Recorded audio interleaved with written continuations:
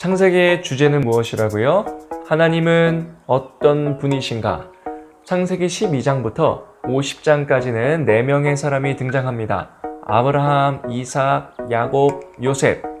하나님께서는요, 이 4사람들을 통하여서, 이 4사람의 인생을 통하여서 하나님은 어떤 분이신지 알려주시고자 한다라는 거죠. 이 4명의 인생을 통해 우린 하나님이 어떤 분이신지 알 수 있다라는 것입니다. 한번 살펴볼까요?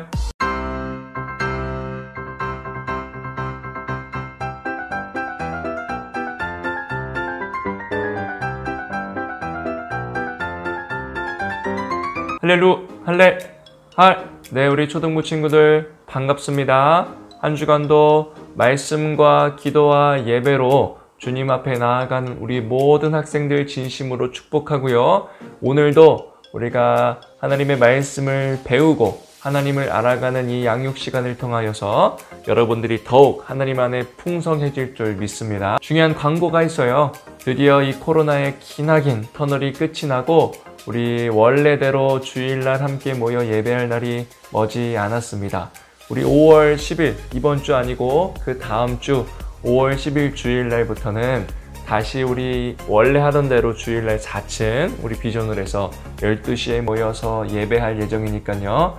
여러분들 준비하고 기도했으면 좋겠고요.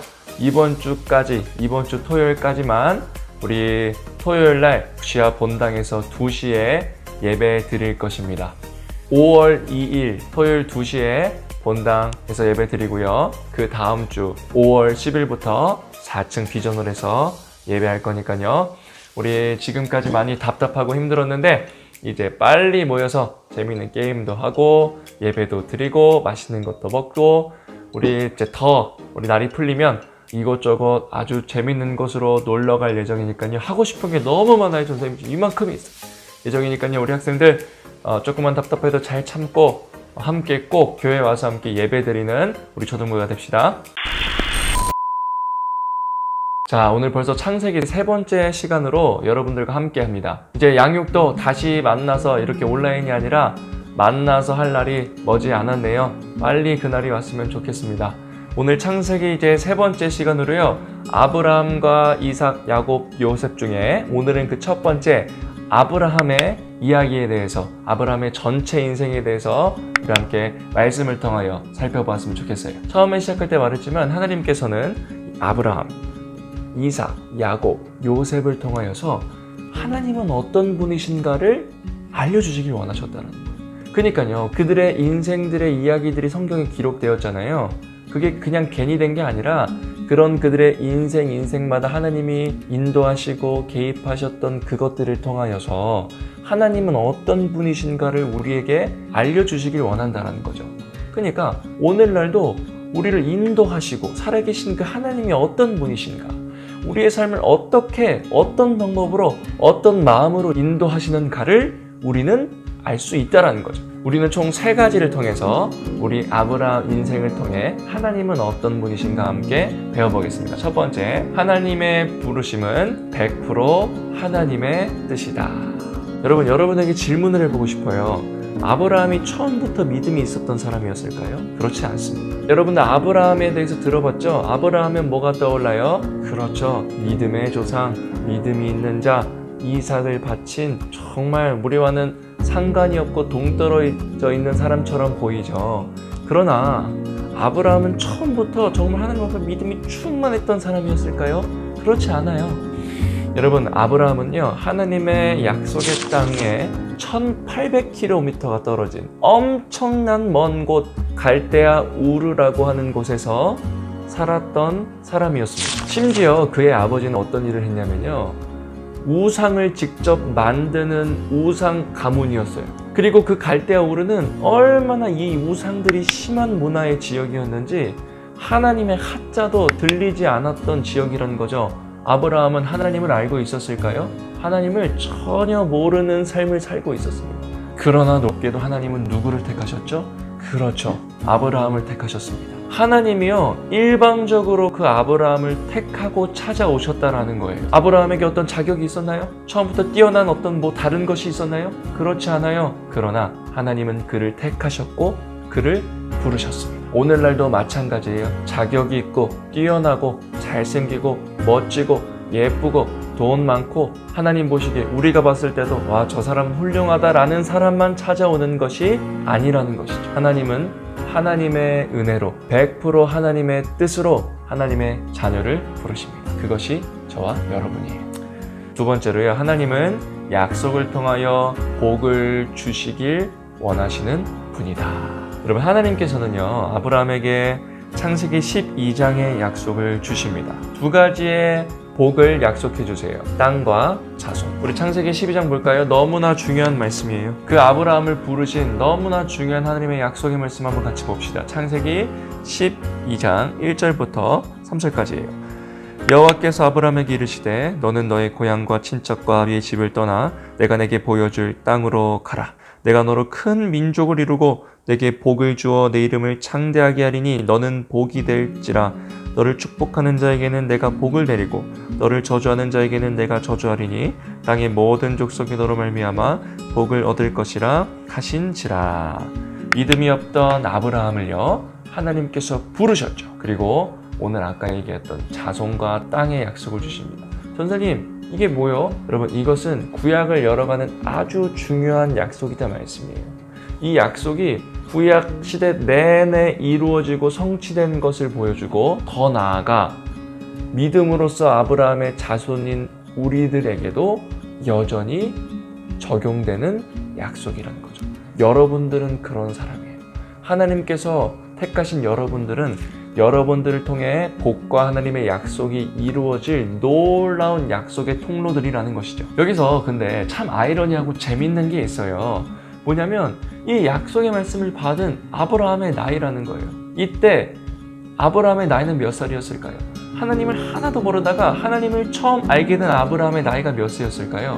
오늘 성경에 보니까요, 75세였습니다. 여호와의 말씀을 따라 아브라함이 하란을 떠난 때가 바로 75세였다라는 거예요. 완전 할아버지죠. 75세 때 처음 하나님을 알게 된 것이에요. 그리고 하나님께서는 그런 그에게 하늘의 별과 같이 땅의 모래와 같은 자손들을 주시겠다고 약속해 주신 거예요. 몇 살이요? 75세.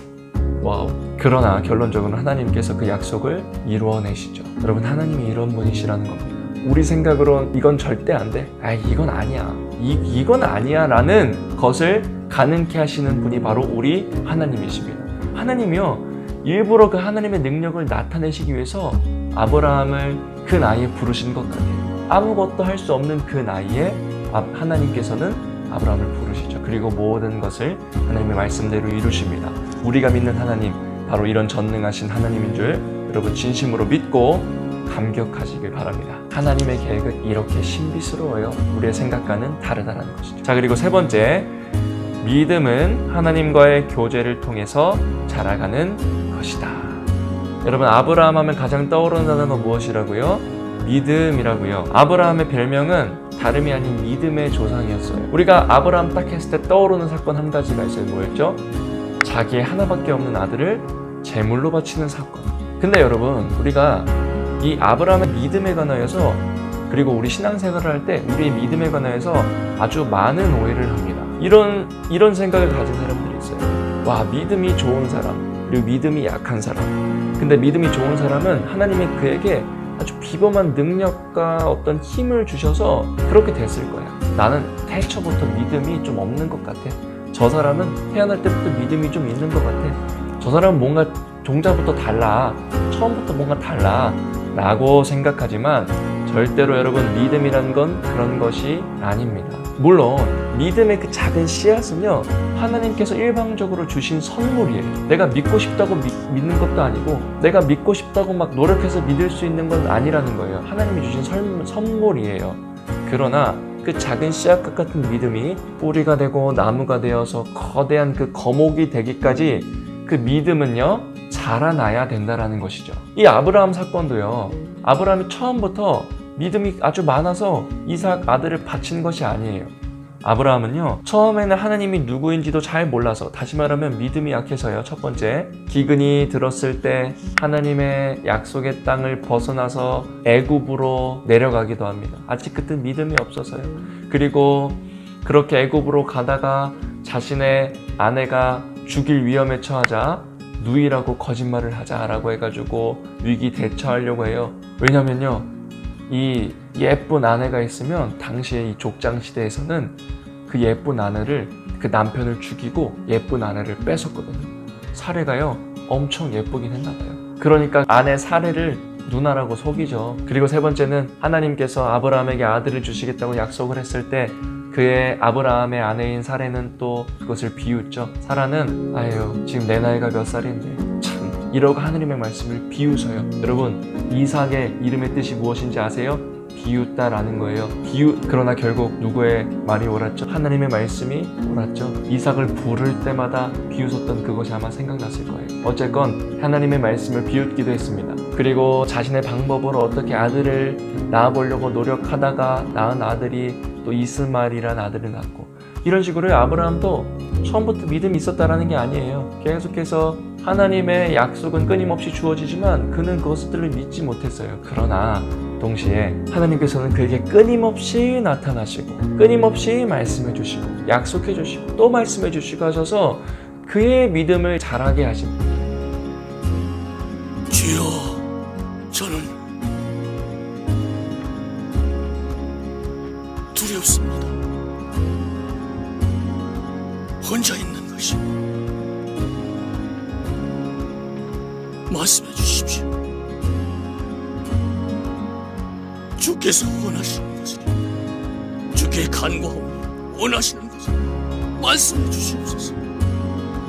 주여, 내가 너의 방패이니 두려워 말거라. 너의 상이 크리라. 대표적으로 어떤 사건들이 있었죠? 애굽 왕이 자기 아내를 빼앗으려고 했을 때 하나님께서는 그의 아내를 또 지켜주세요. 그리고 아브라함의 조카인 롯을 구하는 전쟁 318명으로 놀라운 승리를 이끌어낸 그런 전쟁들을 통해서 아브라함은 하나님을 경험하고요. 그리고 소돔과 고모라의 심판 사건을 통해서 와, 정말 하나님이 심판과 하나님 말씀을 이루시는 분이라는 것도 하나님을 알게 되고요. 그리고 결정적으로 임신할 수 없는 그의 아내가 임신을 하여 아들을 낳은 것을 보고 아브라함은 하나님을 더욱 믿게 되는 것이죠. 그래서 이러한 여러 가지 사건들과 시간들을 통해서 비로소 아브라함은 하나님은 정말 이 땅을 다스리시는 왕이시구나, 하나님은 정말 살아계시고 우리의 인생을 이끌어 가시는 분이구나 라는 것을 아브라함이 여러 가지 사건과 시간들을 통해서 경험했다라는 거예요. 그러면서 그 믿음은 자라났다라는 것이죠. 그런 하나님의 인격적인 여러 가지 관계들과 사건들을 통해서 아브라함의 믿음의 절정의 행위가 뭐였죠? 그의 믿음이 어디까지 성장하게 되었죠?